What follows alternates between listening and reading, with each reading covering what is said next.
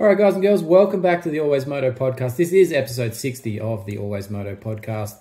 Thanks for joining us, and as always, thanks for listening, or thanks for watching. We are now in the emergency department segment of the show, and if you aren't aware, we have this on our YouTube channel, just this segment of the show, so that you can watch this segment whilst we talk through it. So you might be listening on the podcast and think, hey, what's he got going on the video side of things? Check it out on YouTube. Make sure you subscribe to the channel and like the videos. And on the podcast side of things, make sure you're following the podcast feed so you don't miss out on a single episode. And if your podcast player allows, please leave us a rating. It helps bring in more people so we can keep putting out more content for you guys and girls out there to enjoy about the injuries in our sport and the training methods and the recoveries and all those interesting bits and pieces that go on behind the scenes that you might not understand, but hopefully we do, and we can bring that to you. And show you something different that you don't get on any other podcast or video content in this detail, because I'm a physio bringing it to you with exercise and sports science background. So hopefully you're getting something out of these podcasts and videos on YouTube that you won't get anywhere else, because hopefully we are the best injury content source on moto media going around. All right, so the reason you're here is the emergency department. Let's get straight into it. The emergency department. All the injuries, all the gory details, and when they'll be back on track. It's the list you really don't want to be on. We say this every week. You do not want to be on this list, and unfortunately this list is huge in 2023. It is full with a lot of factory guys, a lot of privateer guys. It's just wiping out the field, it seems, in 2023. We have the stats to sort of back that up as well. We're about 8 or so injuries per round, which is a lot higher than in previous seasons. It's usually in that 3 to 4 range. So for some reason, this year is trending in the wrong direction in terms of injuries, because hashtag injuries are a part of moto, it seems, in these very, very rough sport it's been this year. Now, let's talk Eli Tomac. Let's start off with what is an Achilles tendon rupture. We all saw the video, we're watching live, or we saw the videos afterwards. It happened without him even crashing. That's how these things go sometimes. You don't have to crash to have an injury. You just have to increase the G-forces or the load through a particular part of the body. And for that body part not to be in a bad position, in a compromised manner from a previous injury. And that can be enough to then send these things to the very limits of their elasticity, the strength that you're able to stabilize a joint with, and just either they blow apart, they dislocate, bones break, etc. So Achilles tendon rupture. It is that Achilles tendon. It runs down the back of your leg. It attaches into your calf. It attaches into the heel bone. That's the insertion point. It will either tear off at that insertion point at the heel bone, or that tendon will just basically break into 2 pieces. And that's basically in a bang moment. It basically goes bang. It's like people describe like being shot in the heel, because it happens that quick, and it happens usually rather painfully. And if you watch any of the stick and ball sort of sports guys, they end up on the deck pretty quick. Need to be assisted from the field. Lots of cases by a backboard of some description, or little buggy. Eli, tough as nuts, managed to just basically hang the foot off the side there, not put it on the peg, and just ride the bike off. I bet he was in a lot of pain. You don't obviously see that because he's in helmet goggles.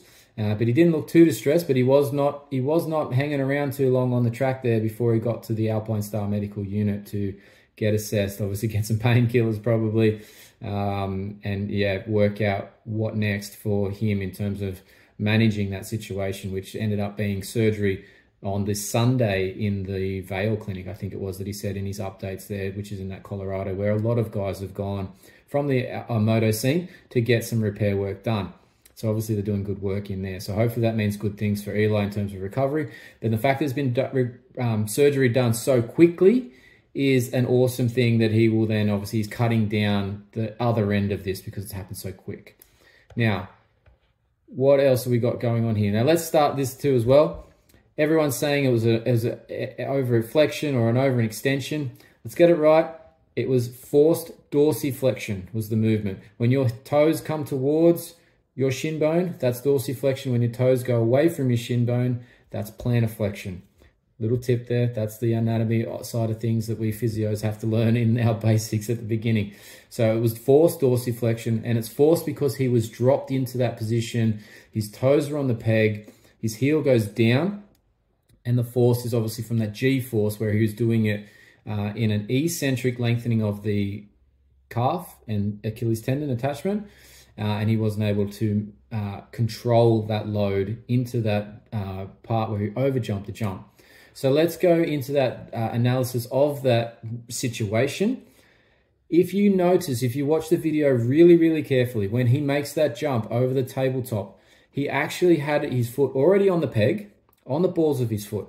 But in that air point there, he makes a slight shift of that foot just a tiny bit further back, meaning that he goes from probably the center of the ball of his foot to either the front edge and just onto toes. So he would have only had the peg width, if that, under the front of his toes of his boot, and that's not enough, clearly, in this scenario.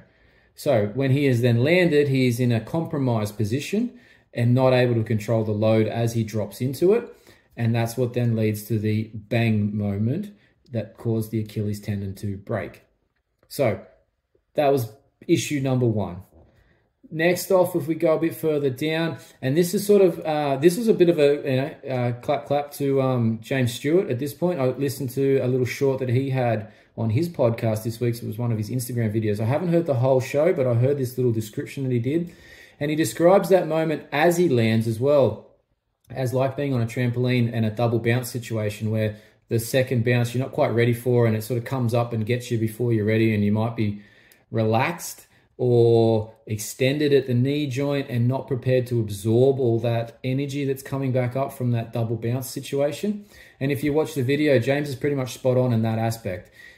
There is a moment where Eli looks like he's almost light and like floating and really relatively relaxed and straight. And that's right before he hits that point. And so then the bike actually comes into that and doesn't react probably in the way that he's expecting to. And that also influences how far then this foot has dropped, because he's also got a relatively straightish leg, which is, again, loading the calf muscle even more so, and then putting all that force down into the Achilles tendon. So that's, yeah. So listen to that part from James. That's pretty good. That's the only media part that I've seen all week that was actually useful in terms of all of this description with Eli Tomac and his injury so far. Now, some factors. This is the stuff that you won't get from anyone else, right? Some factors into why Achilles tendon injuries happen in sport, and particularly in Eli's scenario, what's relevant for him. Achilles tendon injuries generally happen in males, and they generally happen in males aged 30 to 40, right? So they're an older athlete issue. They're a male athlete issue, and there's a couple of reasons around that. One is that in that period, obviously, you are still trying to do exactly the same effort, but you are starting to age. Once you hit 25, you are starting to age. Unfortunately, if you didn't know that, you do now. At 25 years old, you officially hit aging point. You no longer regenerate and create new in the same manner that you did before 25, right? Everyone's slightly different, but basically 25 is that point. So over into the 30s, you're into a point where you're not recovering and regenerating and rebuilding in the same manner, in the same rate, right? Now, what happens is, and Eli might not have even known this, his dad, John, in terms of his trainer, might not have known this either, but over that point, if you continue to train in the same way, or you actually have to modify training to accommodate your lack of recovery, you still aren't breaking down and rebuilding tendons, muscles in the same manner. And you can actually slowly be deteriorating a tendon health over the course of a season without even knowing or realizing. And that's what happens to a lot of these male athletes in that 30 to 40 bracket that it occurs to, because they then have these issues 3/4 late in a season, all right? Doesn't get much later in the Supercross season than around 16 or 17. So that's kind of relevant in this scenario, but Eli is now also a man in his 30s. He's also a man that was considering retirement, probably because of the fact that he's maybe not recovering in the same sense as he did when he was 20, 25, and he's recognized that. And yes, he signed on for motocross and super motocross, but that was a last minute sort of addition to his program this year. So he's obviously understood that there's some changes in his body and his ability to recover, and maybe this is partly what's going on. I bet you he doesn't even know that that was an issue. People have said in the media, other media sources, that he might have had an injury and stuff that we don't know about. That's possible. But I just about guarantee you, Eli would tell you that he had no knowledge of any issue beforehand. But if you got under the microscope and, were able to dissect that tendon and look at the health of it, you might find some irregularities. You might not, but that's what I'm going to hypothesize at this point in this conversation, because it also fits the narrative of why this has gone on. All right, what else do we need to know? It takes a lot of force to break an Achilles tendon. We are talking upwards of 3,500 Newton meters of force. Now, what's that in English for everybody to understand? That's about 357 kilograms. And if my I should have done this for the pound side of things, but basically you double and put a tiny bit extra on. So what's that? We're somewhere 750, 800 pounds of force to break an Achilles tendon. That's a hell of a lot. And in this instance, you can see it broke. So there was obviously more than that force there for Eli to accommodate and to be able to dissipate that force, which is, eccentric load of that calf muscle, to absorb it through the ankle joint, the knee joint, the hip joint, even further up the chain into his spine. It all went to that point of the ankle because of that forced dorsiflexion, and that it just wasn't able to cope. So that's how much force it takes. All right, what else have we got here on this list that I'm working my way through? Everyone's saying that Achilles tendons are uncommon in moto. They're actually not. They actually are reasonably common. We've had 3 now this season. And if you wanted to throw in Carson Mumford's injury when he first got onto that Pro Circuit Kawasaki fill-in ride that he's been doing this season, he had a calf-ish, ankle-ish injury, which I would probably suggest is some portion of a grade 2 Achilles tear, or maybe it's a mid-belly medial gastroc head, which is your calf muscle tear, which I would sort of almost lump into this same conversation. So we have 3.5, let's say. But yeah, so there's been 3. We've had Justin Rodbell on for an interview earlier this season on the AlwaysMoto podcast to talk about his Achilles tendon tear that happened in November, and he's only back on the bike gingerly at 5 months.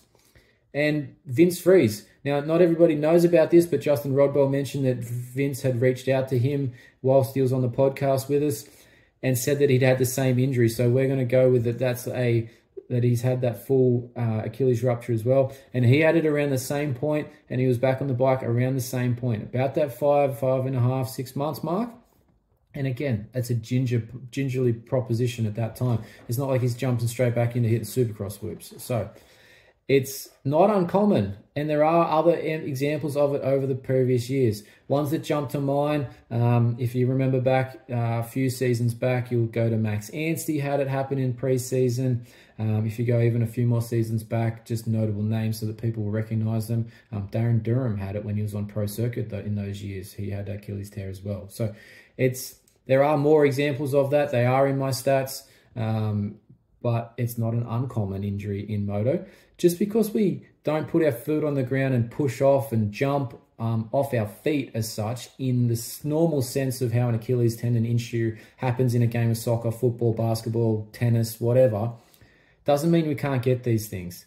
It means it's maybe a little bit more difficult or a little bit more force required, but we still have our foot on a solid platform, the peg, that is then forcing us to do push up and push down and eccentric down movements of the ankle and load that Achilles, particularly in when these guys are riding on the balls of their feet now, and particularly in that transition point of a jump, particularly in the whoops.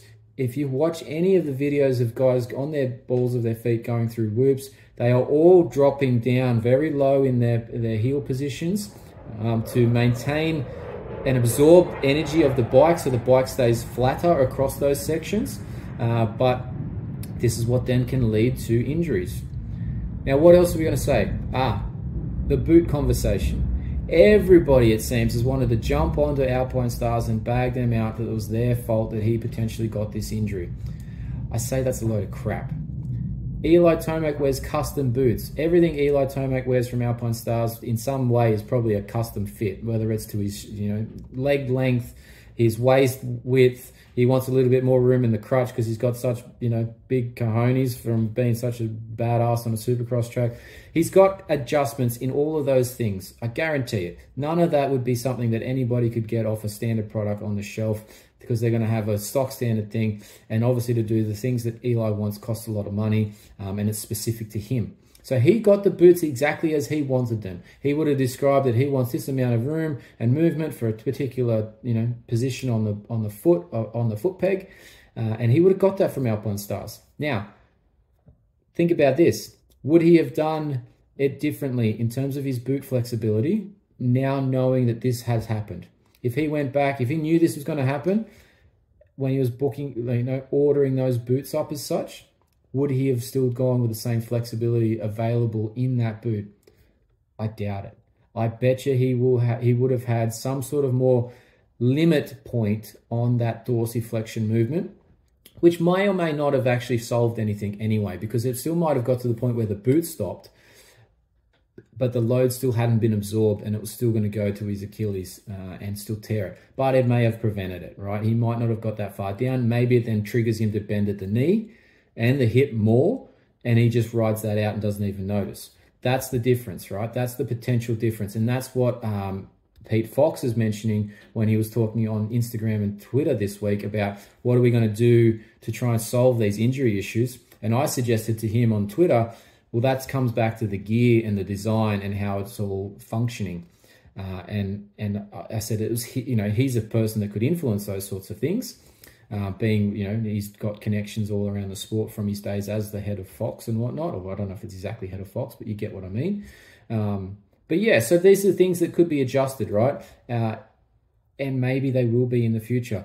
When Eli comes back, and we'll talk about this in a sec, if Eli does get back in a pair of bike boots on whatever level, I bet you he's going to have a variant on that leg and potentially both legs to protect his Achilles in the future, because he's now going to be at risk of re-tearing that in the future in that same sort of position with that same sort of load.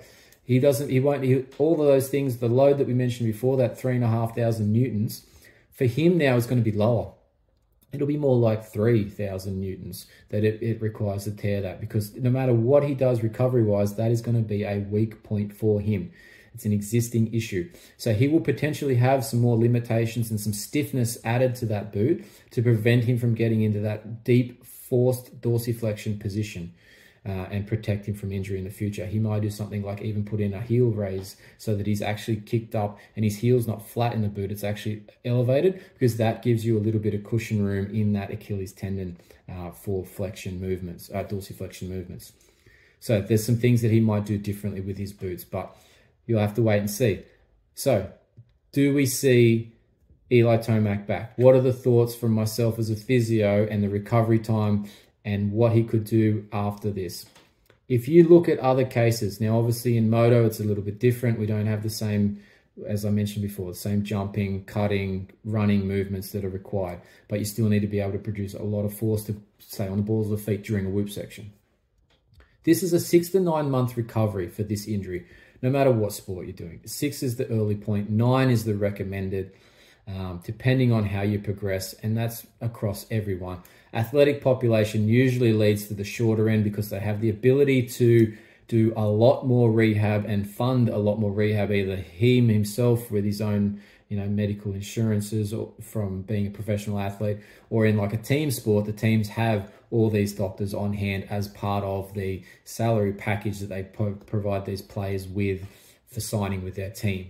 So that's why they usually end up on the faster end, because they're doing 3 to 4, 5 hours of rehab a day, whereas most of us out there are having 1 or 2 hours over 2 or 3 different days in a week, and then doing maybe a couple of exercises ourselves for 20 minutes at home. So that's where the speed in recovery can change. But for an athlete, it's about that 6 month mark. That's if everything goes perfectly well from the surgery point of view and those early stages of rehab, and make sure it doesn't tear, there's no infection, there's no excessive swelling. Lots of different aspects can go into how quickly the recovery ends up at the other end, because if you get the delay in the beginning stages, that is amplified at the end. So, will we see him back on track? I would expect that he won't be on track for AMA Supercross, because that right now, we are in May. If we go 6 months down the track, we are basically November, December. That's not much time to be ready for AMA Supercross, and the fact that he'd be coming back from a scratchy point, he potentially won't make that. He could, he might, he could shut all of us up and prove us all wrong. But I would think that that's not the case. One, from the point of view that he was already contemplating retirement, and two, that the injury is going to take that decent amount of time, and he's not going to want to come back and half-ass that if he is in that situation. What I consider to be the best scenario for him being back on track is him at a World Supercross point of view that starts in like a June, July next year, if that's still running and all still going as expected, or they might change the formats and series points and dates and everything. But if it was this year, where the series for the World Supercross starts on the 3rd of July, that's what I would expect him to be ready by, because that's then just over that 12-month mark. And he would then have plenty of time to be as close to 100% as possible, not coming in at sort of 80% and trying to build through the season. He'd be able to be 100% and build from 100% up further from there in terms of fitness and strength. So that's what I believe will happen. And that is all with a proviso of if he comes back at all. There is still that chance that he may never return. Unfortunately, not every champion gets the fairy tale ending. It's just not how it goes, unfortunately. It's just sometimes shit happens, really.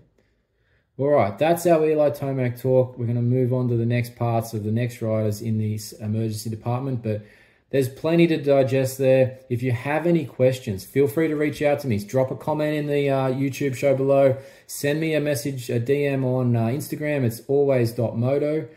Or just search AlwaysMoto in that search box there on Instagram or Twitter, and you'll find me. Send me a DM. Ask me a question about it. Happy to engage with you guys and girls and fill in the blanks for you if you have those burning questions you don't understand. So get in touch with us. We'll help you out. All right, next on the list, Colt Nichols. Not really sure what happened to Colt. There was talk that obviously he pulled out of the race, and there was talk that he was a bit beat up and needed some scans. He's done all that and apparently is racing this week. So we don't really know if there was anything wrong. We don't really know if there was something wrong, what it was wrong. And I'm wondering if this is then another one of those non-reported concussion sort of situations where they didn't want to end up on a protocol and potentially miss a week. So he just sort of disappeared up the tunnel, didn't tell anybody what was going on, and went and got checked out during the week on his own accord. Don't know, could be completely wrong there, but it just seems too weird that there's been not sort of any information about this other than the fact that he'll be back. So that's the Colt Nichols update. This will potentially be his last race with HRC. We'll have to see what he does. I believe there might be a World Supercross thing or something like that. But yeah, see what he's doing here shortly. But he's got one more race this weekend, and he'll be at Salt Lake. Aaron Plessinger, that Red Bull KTM rider who has been out of action for the last couple of weeks, tried again, didn't race Denver. Maybe this weekend, we don't know.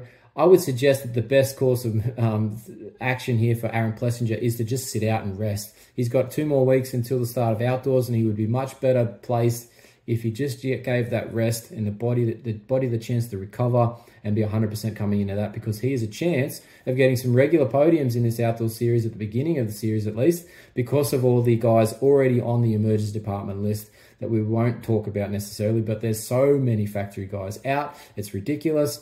And so guys like Aaron Plessinger, Adam Cincerulo, Chase Sexton, Jet Lawrence, they're almost guaranteed, Dylan Ferrandis, they're almost guaranteed a podium in these first 4 or so races before we get any of those guys starting to work their way back into the series. So I would be making sure that I was fully fit and healthy before I went to that, because there's money to be made if I'm Aaron Plessinger in the outdoor series this year.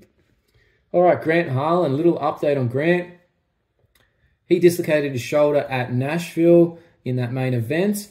We spoke to him during the week. He said he was going to give Denver a try, see how it goes, and if it doesn't go well, he'd pull out. But it went really well. He got 9th in the main event. We spoke to him again this week. He's indicated that he was a bit sore in the shoulder, but nothing major, and he had no weaknesses. So he was good to go, and he proved it with a 9th in the main event. He's a little sore the day or so afterwards, but he's going again this week at Salt Lake. So nice work to Grant Harlan. Managed to get that rehab that he needed to get done, control the swelling, make sure it's all still working, and put in one of, it's got to be close to his career best in the 450 and 9th. I don't think he's got that far down before. So well done, Grant.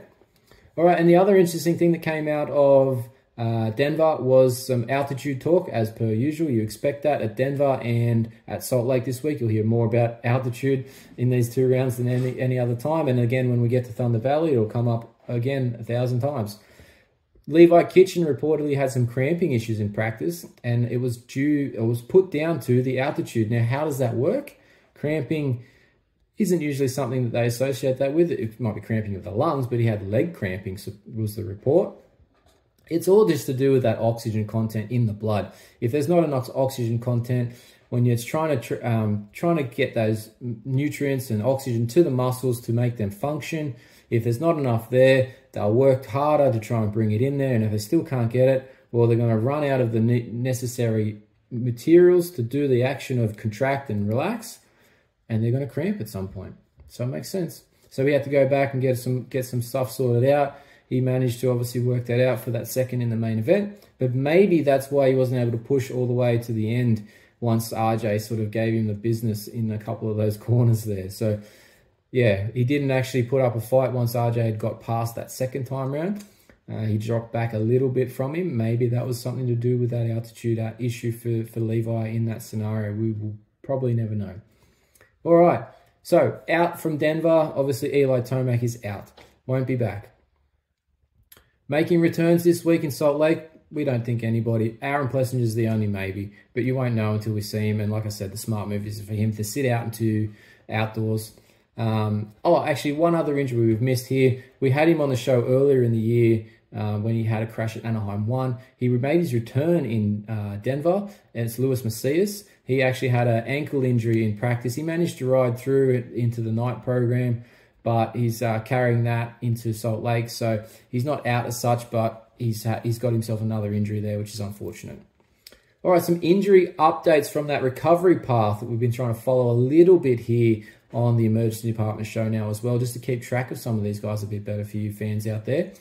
Kyle Greason, who we interviewed earlier in the season, who had that L3 burst fracture back about 23 weeks ago, which I think puts us back to like November, if I'm remembering that correctly. He has actually been seen back on a bike this last week, which is awesome news for Kyle.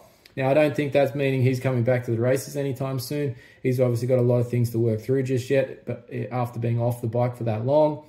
But it's awesome to see that these guys start getting some normal activities back into their lives. I know for myself with my own injuries that I've been dealing with in the last 10 to 12, 11 months now. It's nice just to do a couple of things that make you feel normal. So for Kyle, I'm sure that was a nice smile on the face under the helmet there as he rolled out onto the track the first time, and just to get that feeling back is a nice thing to go through. So yeah, good to see Kyle back on the bike. The other one that's an update that's relevant this week, we saw an update from Nate Thrasher, that Monster Energy Star Racing Yamaha rider. It said that he's finally had the surgery. Now, we reported on that a few weeks ago. We had some information from his team manager that he was getting the surgery about 2 weeks ago for his ACL. But I dare say that's been delayed because of some issues with his hip, or at least recovery from his hip issues that he went from that dislocation, because he had those bone fragments. He would have had to have surgery to fix all that. He would have either had some pain, swelling, or function issues that then led to them to say, we need to wait on this ACL surgery. So all that means is it's bumped him back about 2 weeks in the recovery stage.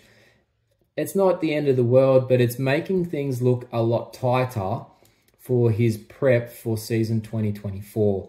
And we're talking that because now that this has been delayed, there's no way he's getting to Super Motocross in September to be ready from the hip surgery, the collarbone, and the ACL. It's not looking very likely at all. So he's going to be pushing it uphill, as they say, to be ready for Supercross in 2024. But he's going to definitely probably be the one that they put to the East Coast round, being the second coast that starts, just to give him that tiny bit of longer window to get through and be recovered in time. All right, that's the emergency department this week, heading into Salt Lake City for the final round of Monster Energy Supercross. we'll start doing, so after this week's race, the next episode of the emergency department will be our updates on our stats for the 2023 season for Supercross, and we'll make some comparisons to previous years. And that'll be very interesting to hear what the end number is for the total injuries in the season, but also then what that averages out to be per round, which is, like I said at the start, it's pretty high. It's about 8 at the moment. Hopefully it's a quiet week this week in terms of injuries, and we can keep it 7 to 8 sort of thing and get that average down a little bit because it's super high at the moment. All right, let's move over. We're going to do a Dave's diatribe now. This is Dave's diatribe. What's a diatribe?